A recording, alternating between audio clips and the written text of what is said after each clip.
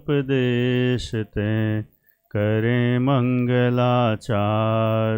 सोहे जिन शासन आत्मानुशासन सुख ते दुख हरि सुख करि शासना।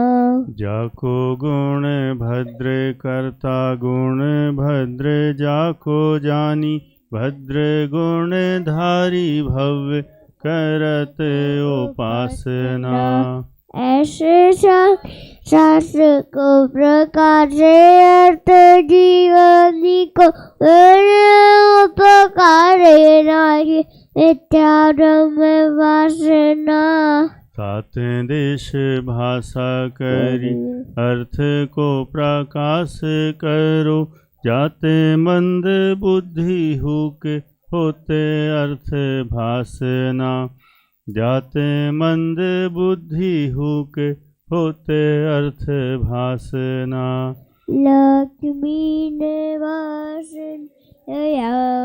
विलीन विलयम निधारप्रतिवीरम् आत्मानुशासन वक्षे मोक्ष विगाना। जो लक्ष्मी के निलय रूप उन अविनाशी प्रभु को धार ग्रंथ रचूं आत्मानुशासन भव्य जनों को है शिवकार। आचार्य गुणभद्र स्वामी विरचित आत्मानुशासन नामक ग्रंथ है और इस ग्रंथ में आज अपना छंद नंबर 212 और 213 चलेगा, पेज नंबर 199।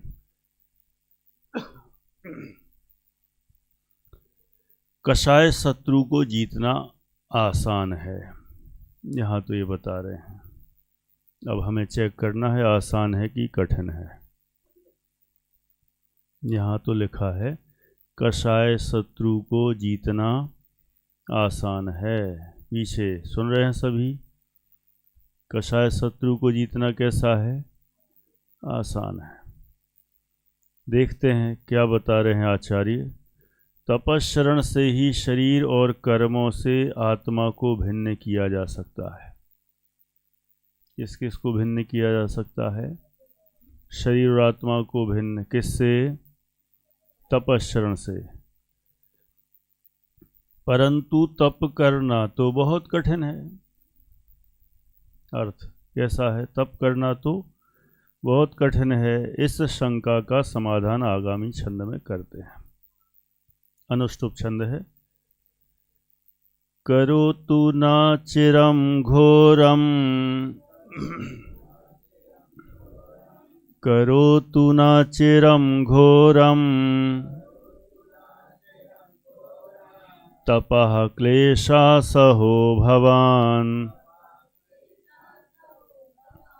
तपः क्लेशासहो भवान्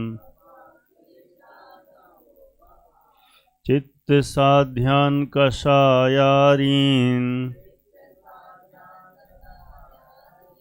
चित्त साध्यान् कषायारीन् न जयेद्यद्यज्ञता न जयेद्यद्यज्ञता करोतु करोतु करोतु करोतु करोतु न न न करोतु न करोतु न करोतु न चिरम चिरम घोरम घोरम तपः तपः क्लेशासहो क्लेशासहो भवान् भवान् क्लेशासहो भवान् चित्त साध्यान् चित्त चित्त साध्यान् कषायारीन् कषाया रीन रीन कषायारीन न न जयेत जयेत जयेत द्यत द्यत दग्यता दग्यता। बोलिए सभी। तपः क्लेशासहो भवान चित्त साध्यान कषायारीन न जयेद्यत्य दग्यता। हिंदी पढ़ो। घोर तपस्या नहीं करे यदि कष्ट सहन असमर्थ सुजान चित्त साधे नृपु कषाय को नहीं जीतता तो अज्ञान। माइक करा लो चालू। अर्थ है, यदि तू काय क्लेश सहन करने में असमर्थ होने से चिरकाल तक घोर तप नहीं कर सकता, तो जो मन के द्वारा ही जीते जाते हैं ऐसे क्रोध मान माया लोभ आदि शत्रुओं को तो जीत। क्या बोले अंश? क्या नहीं कर सकता तो क्या कर? यदि तू काय क्लेश सहन करने में असमर्थ होने से, काय क्लेश माने शरीर को कष्ट देने में असमर्थ होने से चिरकाल तक माने बहुत लंबे काल तक घोर तप नहीं कर सकता। सम्यक रोन। क्या नहीं कर सकता? घोर तप बहुत लंबे काल तक नहीं कर सकता, तो दूसरा ऑप्शन है अतिशय। कौन सा ऑप्शन है? अतिशय हो। कौन सा ऑप्शन है?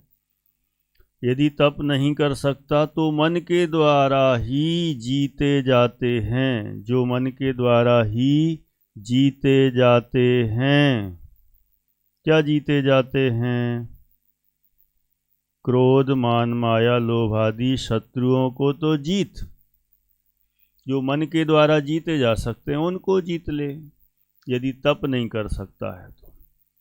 देखो, तप करना थोड़ा ज़्यादा कठिन है। नग्न दिगंबर दीक्षा धारण करना, मुनि बन जाना, जंगल में वन जंगल में रहना, वो ज़्यादा कठिन है। तो यहाँ आचार्य कहते हैं यदि वो नहीं हो पा रहा है कोई बात नहीं, घर में बैठे बैठे ही सही क्रोध मान माया लोभ को तो जीत सकता है ना।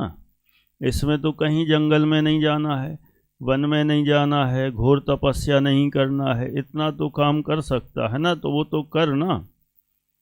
यदि इन्हें भी नहीं जीतता तो यह बड़ी अज्ञानता है। ये भी नहीं, कोई बहानेबाज तो ऐसे होते हैं, हम ये भी नहीं कर सकते, ये भी नहीं कर सकते, तो फिर तुम कुछ नहीं कर सकता। बोलो हार्दिक, क्या कर सकते हो तुम? हैं? कुछ नहीं कर सकते। तब कर सकते संवेग, कठिन है। तो क्रोध मान माया लोभ को तो जीतो, कहते नहीं ये भी कठिन है विराज। फिर कहते तुम कोई काम के नहीं, कुछ नहीं कर सकते। बड़े बड़े त्याग नहीं कर सकते तो छोटे छोटे तो करो। छोटे छोटे त्याग तो कर ही सकते ना। सब प्रकार के जमी कंदों को नहीं छोड़ सकते तो थोड़ा थोड़ा तो छोड़। पहले जो ज़्यादा फेमस हैं आलू प्याज हैं, ये ज़्यादा फेमस, ये तो छोड़। नहीं नहीं नहीं, वो तो कठिन है, वो नहीं बन सकता। अच्छा, वो नहीं बन सकता तो मूली गाजर छोड़। अरे वो तो मूली तो अच्छी लगती है, गाजर भी हलवा खाते हैं, वो भी नहीं छोड़ सकते। बहानेबाजों के लिए तो सब बहाने हैं, कुछ नहीं। ये भी नहीं कर सकता तो फिर क्या करेगा? रात्रि भोजन छोड़ दे। अरे थोड़ी तो भूख लगती है, कोई बात नहीं, दाल रोटी सब्जी तो छोड़ सकता है ना, ड्राई फ्रूट्स वगैरह खा ले, वो छोड़ दे। नहीं नहीं नहीं,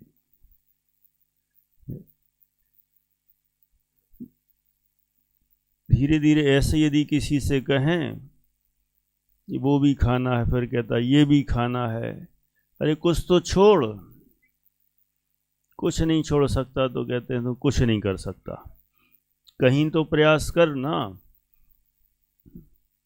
बड़ी बड़ी गालियां देता है,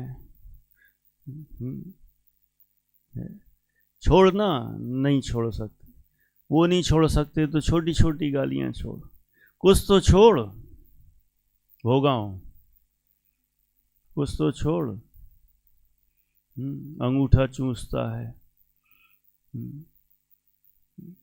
चूसना छोड़ देना, उंगलियां चूसता है, कुछ तो छोड़। क्यों अक्षय भोपाली है, कुछ तो छोड़ना पड़ेगा कि नहीं छोड़ना पड़ेगा? तो यहाँ कह रहे कुछ तो छोड़, यदि वो भी नहीं छोड़ सकता तो कुछ नहीं कर सकता। कहते यदि इन्हें भी नहीं जीतता तो यह बड़ी अज्ञानता है, क्योंकि कषाय जीतने में तो कोई काय क्लेश नहीं है, तो घर बैठे हो सकता है। इसमें तो मन ही सुलटना है, मन को पलटना है, बाकी तो और अलग से कोई ज़्यादा तपस्रण की बात ही नहीं है।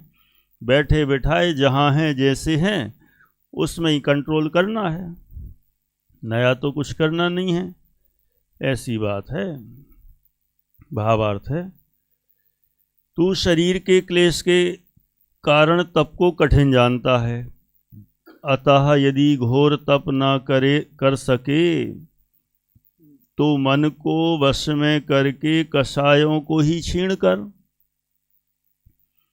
कषाय जीतने में काय क्लेश नहीं है, मन ही कारण है, अर्थात मन को ही जीतना है। ये कषाय जीव के शत्रु हैं। बोलो भोगाओ श्रेयस। जीत सकते हैं किसी को? दो ऑप्शन दिए, पहला ऑप्शन तप करना, यदि वो नहीं होता तो दूसरा और छोटा सा ऑप्शन दिया, घर में बैठे बैठे कषायों को छोड़ दे, तो वो भी नहीं हो सकता है। बताओ भोपाली, मान लो भोपाली से कहा नींद निकालता है, यहाँ नींद निकालना छोड़, कठिन है, तो चलो बातें करना तो छोड़, वो भी कठिन है, वो भी नहीं छोड़ सकते, तो फिर कहते हैं कोई काम के नहीं, है ना। तुमने तो दोनों ही छोड़ दिए वैसे, अब तो सुधर से रहो, है ना। इटारसी सही है, सुधर गया ना भोपाली, हाँ कह रहा है। तो यहाँ कौन से दो ऑप्शन क्लियर है ना प्रयुल? इन दोनों में से ही यदि सर्वोत्तम काम बन सके तप करना तो सर्वोत्तम सबसे अच्छी बात है।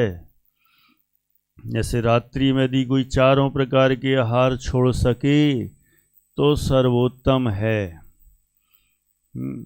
अन्न भी नहीं, खाद्य स्वाद ले पे, न पीने का, न चाय, न दूध, न कॉफ़ी, न ड्राई फ्रूट्स, न कोई भी है, रोटी दाल सब्जी कुछ नहीं, पानी भी सब छोड़, नहीं नहीं नहीं छोड़ सकते, कोई बात नहीं, तो खाने वाली चीज़ें तो छोड़ दो, चलो दूध चाय चला लो अभी हाल अर्थ, नहीं नहीं वो भी नहीं छूट सकता, तो फिर क्या छोड़ सकते हो? ये तो उदाहरण के लिए है, असली बात तो ये है। और कुछ नहीं तो कुछ तो करना ही चाहिए, इसलिए या तो तप करो या फिर कषायों को जीतो, क्योंकि कषाय भी बहुत बड़े शत्रु हैं, यदि इनको जीत लिया तो हम सुखी हो जाएंगे। ये बात यहाँ कही। आगे के छंद में तो आ रहा है, कषायों के रहते हुए गुणों की प्राप्ति होना दुर्लभ है। यदि कषाय मौजूद हैं तो हम सोचें अच्छी अच्छी क्वालिटीज हमारे अंदर आ जाएं, अच्छे गुण आ जाएं, तो एक भी नहीं आ सकता। तपस, हाँ आपने कहा घोर तपस्या, हाँ घोर तपस, मन तो दोनों जगह कॉमन ही है, लेकिन घोर तपस्या में शारीरिक भी शक्ति की बात आती ना, नग्न दिगंबर हो जाना, नग्न होकर रहना, ठंडी गर्मी भूख प्यास के दुख सहन करना, वहाँ पर अनेक प्रकार के उपसर्ग हो रहे हैं, परिसय हो रहे हैं, मच्छर आदि काट रहे हैं, उन सब को सहन करना। हम मन को जीतना है, लेकिन मन के साथ तन को भी जीतना जरूरी है, दोनों ही हों तो ही कॉम्बिनेशन हो। तो यहाँ तो पहले कह रहे हैं, जो पहले तन का कष्ट वाली बात कही, जिसमें कष्ट होता है पहले वो कर, वो नहीं कर सकता तो घर में बैठे बैठे मन को जीत। तन के कष्ट नहीं सह सकता तो मन से प्रयास कर, तो कषायों को छोड़। मन तो खैर उसमें भी है, माने ये नहीं कह रहे हैं कि जो तपस्रण कर रहा है उसने मन को नहीं जीता, उसने तो जीता ही है मन को, लेकिन ये तुलना करके स्थूल रूप से कथन कर रहे हैं, उसमें तन की मुख्यता है और इसमें मन की मुख्यता है ना। आ रहा है समझ में पीछे तक अनंत? और हम सो हम, ठीक है। अब देखो, अब आगे कहते हैं कषायों के रहते हुए गुणों की प्राप्ति दुर्लभ है। जब तक कषायों को नहीं जीतते तब तक मुक्ति के कारणभूत उत्तम समाधि गुणों की प्राप्ति अति दुर्लभ है। यह बात आगामी छंद में कहते हैं। कषाएं रहेंगी तो क्षमा धर्म प्रकट नहीं होगा, मार्दव धर्म प्रकट नहीं होगा, आर्जव धर्म प्रकट नहीं होगा, शौच धर्म प्रकट नहीं होगा।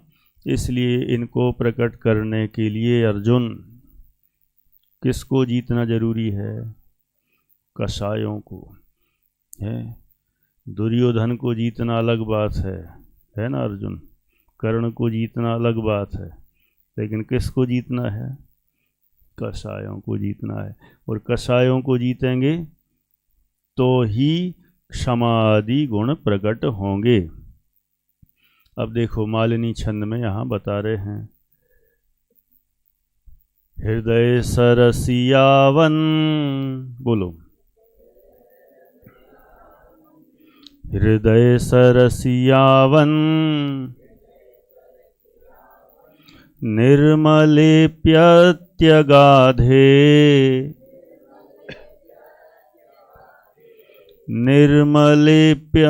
निर्मलेप्यत्यगाधे वसति खलु कषायक, वसति खलु कषायक ग्राह्य चक्रम समन्तात,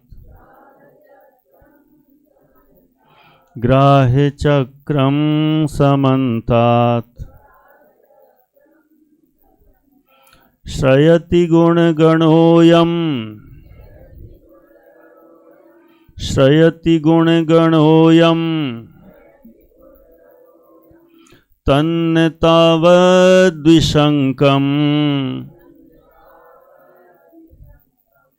तन्नतावद्विशङ्कम्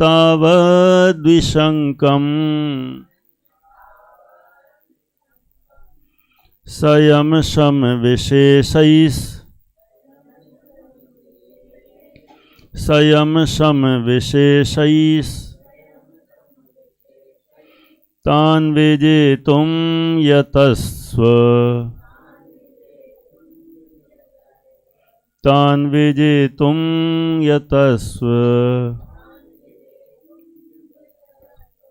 हृदय हृदय सरसी, सरसी सरसी, हृदय सरसी यावन, यावन, यावन निर्मले, निर्मले, निर्मले, निर्मले, निर्मले यत्यगाधे, यत्यगाधे यत्यगाधे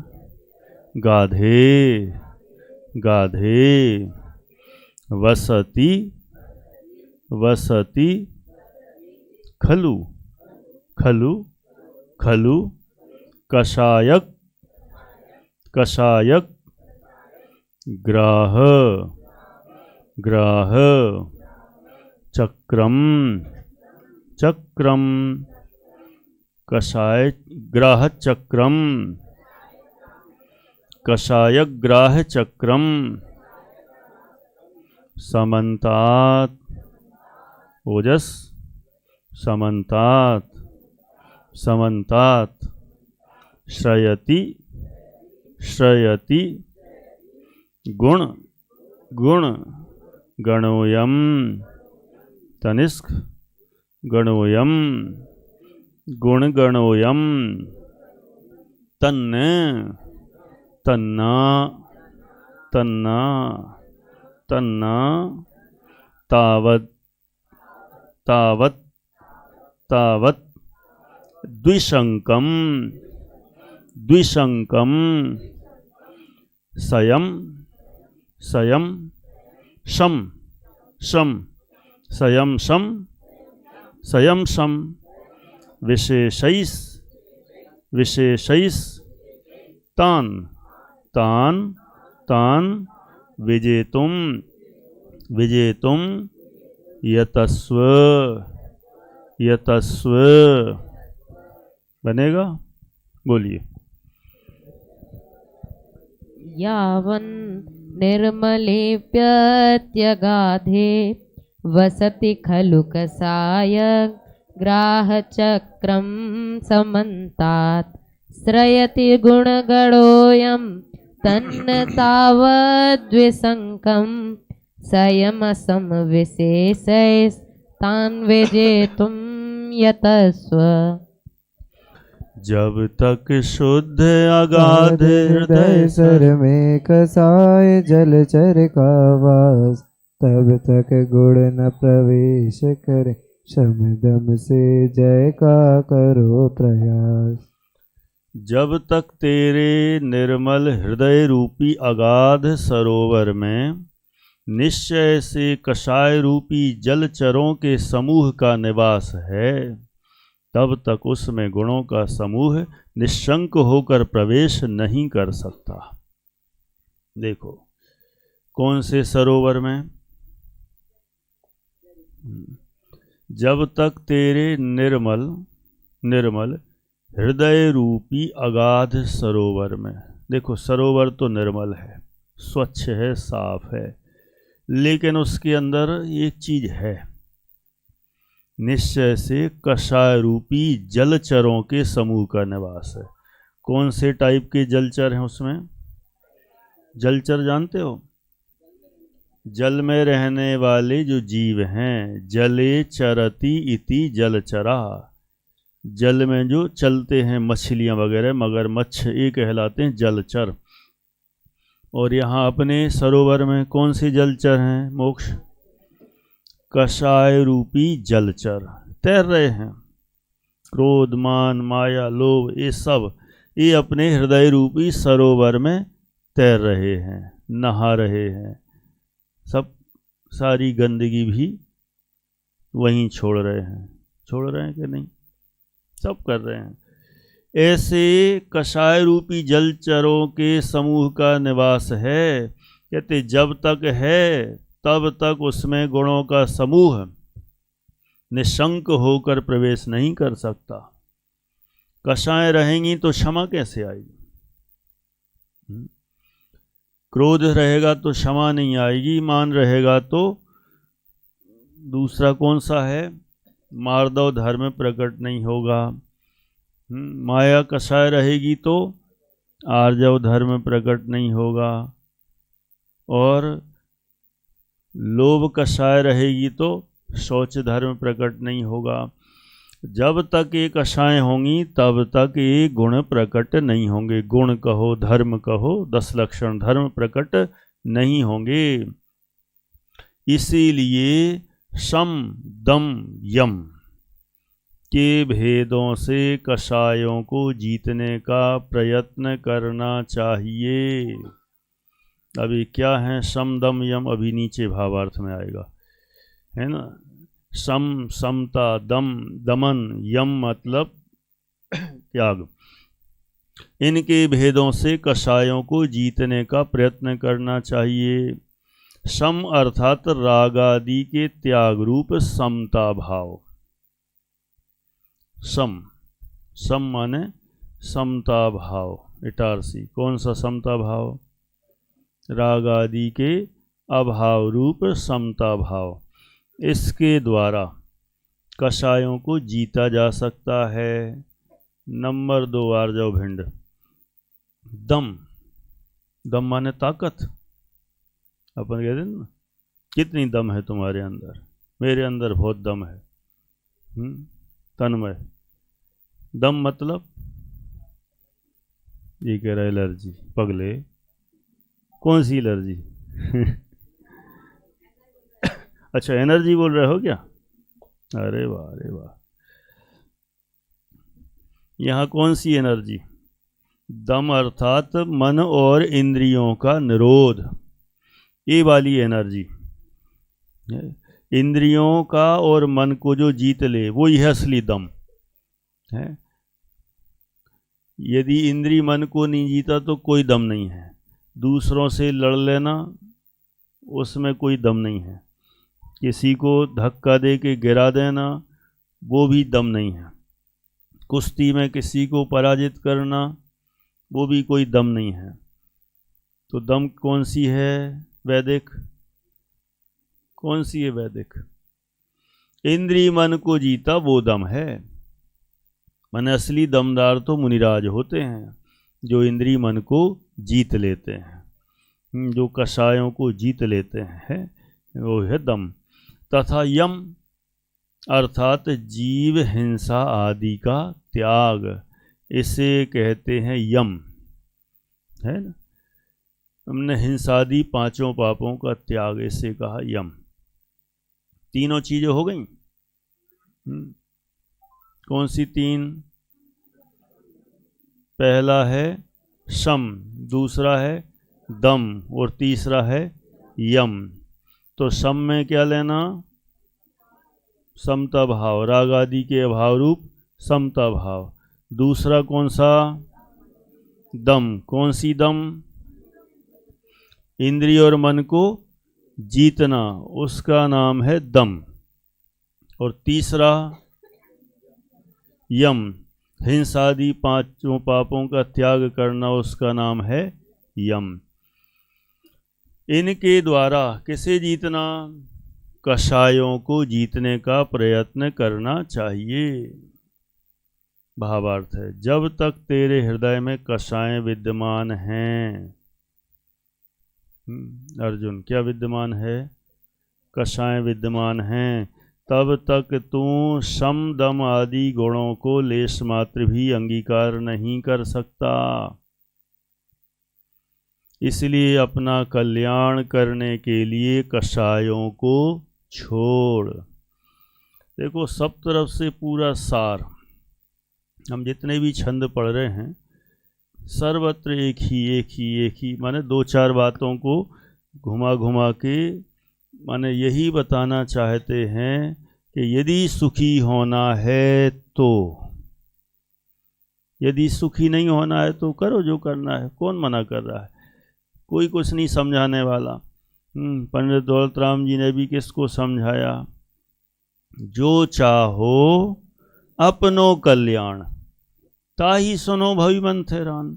कि वे मन को स्थिर करके सुने जो अपना कल्याण करना चाहते हैं, जो सुधरना चाहते हैं। स्कूल कौन जाए विराज? जो पढ़ना चाहता है। जिसको नहीं पढ़ना वो काहे को जबरदस्ती माथा फोड़ा करे है। जबरदस्ती में A² + B² दिमाग खा लेते हैं सब। जब पढ़ने नहीं तो काहे को जाते? अलजबरा और कौन सा जेबरा और वो जेबरा है, क्या मतलब है? ज्योमेट्री और कौन सी मैट्री है, टिग्नोमेट्री और काहे काहे की मैट्री आ गई। अब बताओ, जिसको पढ़ने नहीं हो काहे को दिमाग खराब करे। इसलिए जो अपना दिमाग नहीं खराब करना चाहते वे इन चीज़ों में मत उलझें। ऐसे ही यहाँ है, जिसे अपना कल्याण नहीं करना है तो मत सुनो, ये मत करो, कौन जबरदस्ती कर रहा है। लेकिन जिसे अपना कल्याण करना है वो सम, दम और यम तीनों का प्रयोग करे। 3 बाण प्रांजल, कौन से? सम, पहला समता रूपी बाण चलाओ, फिर दम है ना, 5 इंद्री मन को जीतने वाला, और तीसरा यम, यमराज वाला है। कौन सा यमराज? जो हिंसादि को खत्म करे, ऐसा वाला यम चाहिए, है ना। ऐसा यम नहीं कि दूसरे को मारे, जो हिंसादि 5 पापों को समाप्त कर दे, ऐसा यम चाहिए। ये तीनों चीज़ें जिसके हों वही जीव कषायों का भाव करके उत्तम समाधि गुणों को प्रकट कर सकता है। ये चर्चा यहाँ पर की है। इस तरह से आज 2 बातें खास आईं। पहली बात तो कषायों के बारे में उधर भी कहा कि कषाय शत्रु को जीतना आसान है, और दूसरे नंबर पर कहा कषायों को जीते बिना गुण प्रकट नहीं होंगे, तो हमें कषायों को जीतने का प्रयास करना। और उसमें भी कहीं कठोर तपस्या की आवश्यकता नहीं बताई, वो तो मन के द्वारा ही कषायों को जीता जा सकता है। और कषायों को जो जीत ले उससे समाधि गुण प्रकट होंगे, फिर धीरे धीरे ऑटोमेटिक आगे बढ़ जाएगा। बाद में अलग से कोई पुरुषार्थ करने की ज़रूरत नहीं पड़ती है। जो डायरेक्ट एडमिशन ले 10वीं में, कौन सी क्लास में, 15 साल का कोई हो जाए लड़का और सीधा एडमिशन लेने चला जाए, कौन सी क्लास में, 10th में, क्योंकि हम एडमिशन लेने आए हैं। कौन सी क्लास में? 10th में। तो दिखाओ सर्टिफिकेट, कौन सी क्लास का? 9th का। तो हमें 9th का सर्टिफिकेट नहीं, हम तो एज का सर्टिफिकेट लेकर आए हैं, क्योंकि 15 साल के बच्चे 10वीं में आ जाते हैं। तो मैं तो 15 साल का हो गया, तो मुझे एडमिशन दे दो, मिलेगा नहीं, संवेग मिलेगा, क्यों नहीं मिलेगा? 9th तक की योग्यता ही नहीं है। जो योग्यता नहीं है और डायरेक्ट ऊपर चाहे तो कैसे आ सकता है? लेकिन जो 9th तक पढ़ चुका हो उसे 10वीं आदि में जाने में ज़्यादा दिक्कत नहीं आती। ऐसे ही जिसने कषायों को जीत लिया हो मन के द्वारा, वो धीरे धीरे तपस्या भी कर लेगा। जिसको धर्म की रुचि भी लग गई हो वो अपना कल्याण करने में सक्षम है। जिसको रुचि नहीं लगी हो, जो जानते ही नहीं धर्म क्या होता है, और सीधा किसी ने कह दिया कि तुम्हें सुखी होना है, हाँ सुखी होना है, हाँ होना है, तो सुखी होने के लिए क्या करो? हाँ, सुखी होना है तो सुखी होने के लिए क्या करो? तो कहा कपड़े उतार दो, नग्न दिगंबर साधु हो जाओ, सुखी हो जाओगे। तो कहा कपड़े उतारने से सुखी हो जाते हैं? हाँ सुखी हो जाते हैं। तो अब वो कपड़े उतार के घूमने लग जाए तो क्या होगा? सुखी हो जाएगा तन में। क्यों? कपड़े उतार दिए ना उसने। क्यों? किसी ने बताया कि सुखी होना है तो कपड़े उतारना पड़ते हैं, और कपड़े जो उतार देता है तो सुखी हो जाता है। ब्रह्मचारी भैया जी है ना, कपड़े उतारने से सुखी हो जाते हैं। लेकिन जिसने जाने ही नहीं हो मुनि धर्म क्या होता है, और वो कपड़े उतार के घूमने लगे तो क्या हालत होगी। इसलिए तो आचार्य कुंद कुंद देव ने फिर कह दिया, नार की तेरे अंश आदिक देह से सब नग्न हैं, लेकिन सच्चे श्रवण तो हैं वही जो भाव से भी नग्न हैं। कि भावों से नग्नता चाहिए, विशुद्धि हो। पहले तो मुनि जीवन जाने, मुनिचर्या को समझे, समझेगा तो आगे बढ़ जाएगा। और जिसने समझ ही ना हो और डायरेक्ट काम करे तो कैसे बनेगा। कभी कभी ऐसा होता ना कि कोई नाटक में पार्टिसिपेट करना हो, अचानक कोई कैंसिल हो जाए, कोई बड़ा पात्र कर रहा हो, मैन समझ लो राजा बना हो या कोई मंत्री का रोल कर रहा हो जिसके बहुत सारे डायलॉग्स हों, और अचानक वो व्यक्ति किसी कारण से एब्सेंट हो जाए और उसकी जगह सडन ही किसी को बिठा दिया जाए कि तुम इसका रोल कर लो विराज, क्या होगा उसका। जिसने ना तो वो नाटक का सीन देखा एक ही बार, ना कोई प्रैक्टिस की है, ना डायलॉग सुना है, ना उसके बारे में कोई परिचय किया है, कुछ भी नहीं, और डायरेक्ट स्टेज पर खड़ा कर दिया जाए तो भले ही इंटेलिजेंट क्यों ना हो, दिमाग घूम जाएगा, कुछ का कुछ हो जाएगा, सारा सिस्टम ही बिगड़ जाएगा। इसलिए पहले उस चीज़ को समझना जरूरी है। ऐसे ही सुखी होना है, कपड़े उतार दो, ऐसा थोड़ी होता है। पहले समझो तो कि कपड़े उतारना क्या कहलाता है, मुनि जीवन क्या होता है, नग्न दिगंबर साधुता क्या होती है। पहले समझ में तो आए, और समझ में आए तो ही आगे बढ़ पाए। बिना समझे तो कोई प्रयास करेगा तो उससे सफलता नहीं मिलेगी। लेकिन जिसका अभ्यास होगा यथार्थ रूप से, उसे आगे बढ़ने में कोई समस्या नहीं है। जिसने शास्त्रों का सच्चे रूप में अभ्यास किया है, यथार्थ अभ्यास किया है, उसे आगे बढ़ने में दिक्कत नहीं। इसलिए पहले तो यहाँ क्रम बताया कि पहले तो मन के द्वारा कषायों को जीत। गुणभद्र स्वामी, आचार्य गुणभद्र स्वामी कहते हैं पहले तो मन के द्वारा कषायों को जीत, और फिर जब कषायों को जीत लेगा तो फिर नग्न दिगंबर साधु हो जा, और फिर कठोर तपस्रण कर, और तपस्रण करेगा तो सुख की प्राप्ति तो होगी ही। इसीलिए कषायों को पहले जीतना जरूरी है। यदि कषायों को नहीं जीता, मोह को नहीं जीता, और वस्त्र उतार के जंगल में भी चला जाएगा ना, तो जैसे यहाँ मंगल करता था वैसे ही वहाँ मंगल करेगा। मतलब मोही जीव तो घर में रहे तो भी मोही रहे, और घर के बाहर जाए तो उधर भी उसको मोह ही हो। अभी मनुष्यों से मोह था, बाद में पशुओं से मोह हो जाएगा, जंगल से मोह हो जाएगा, वृक्ष से मोह हो जाएगा, पीछी कमंडलू से मोह हो जाएगा, वहाँ के मौसम से, वहाँ के वातावरण से, वहाँ के एटमॉस्फेयर से, वहाँ से मोह हो जाएगा। इसीलिए पहले तो मोह को छोड़, और जब मोह को छोड़ देगा और फिर जब जाएगा तो उसे तपस्रण करना कुछ कठिन नहीं होगा। जिसे शरीर से भेद विज्ञान हो जाएगा, इस शरीर मुझसे भिन्न है, जिसको ऐसा श्रद्धान हो जाएगा, उसे तपश्चर्या कठिन नहीं लगेगी, सब आसान होगा।